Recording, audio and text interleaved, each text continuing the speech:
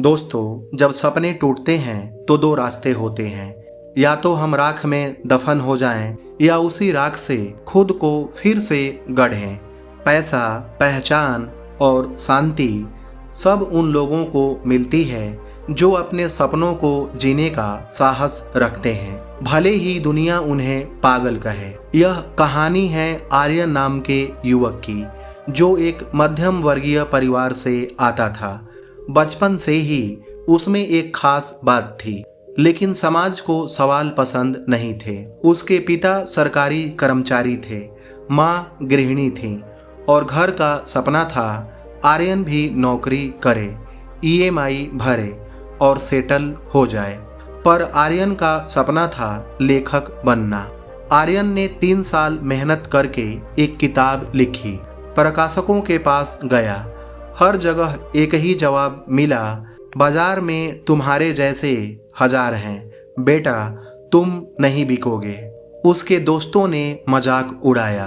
पिता बोले, हमने तुझ पर पैसे खर्च किए पढ़ाई के लिए, ना कि यह बकवास करने के लिए। घर में तनाव, समाज में उपेक्षा और अंत में आर्यन ने किताब जला दी, आग लगा दी। किताब की राख समेटते हुए वह बेंच पर बैठा था। तब एक वृद्ध व्यक्ति ने पूछा, बेटा यह क्या जलाया? आर्यन ने कहा, सपना, जो अब किसी काम का नहीं रहा। वृद्ध व्यक्ति मुस्कुराए और बोले, तो अब तू राख है। आर्यन चुप था। वृद्ध व्यक्ति बोले, राख से 2 चीजें बनती हैं, एक धुआं जो आसमान में उड़ जाता है और दूसरा अग्नि का चिन्ह जो इतिहास बनाता है। ये तू तय करेगा तू कौन है। उस दिन से आर्यन ने लिखना नहीं छोड़ा, लेकिन इस बार उसने अपनी किताब प्रकाशकों को नहीं भेजी।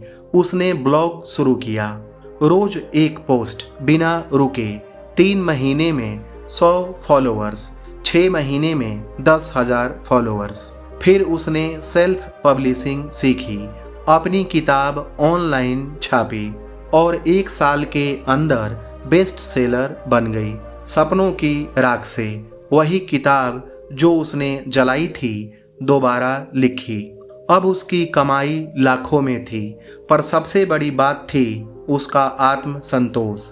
एक दिन उसी पिता ने कहा, बेटा माफ कर दे, तू सही था, तेरा पागलपन ही तेरा सोना निकला।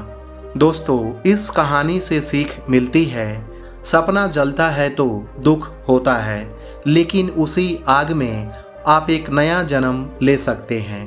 पैसा उन लोगों को मिलता है जो बाजार के डर से नहीं, अपने सच से जीते हैं। असली पूर्ति तब मिलती है जब आप समाज के सांचे नहीं, अपने अंदर की आग से ढलते हैं।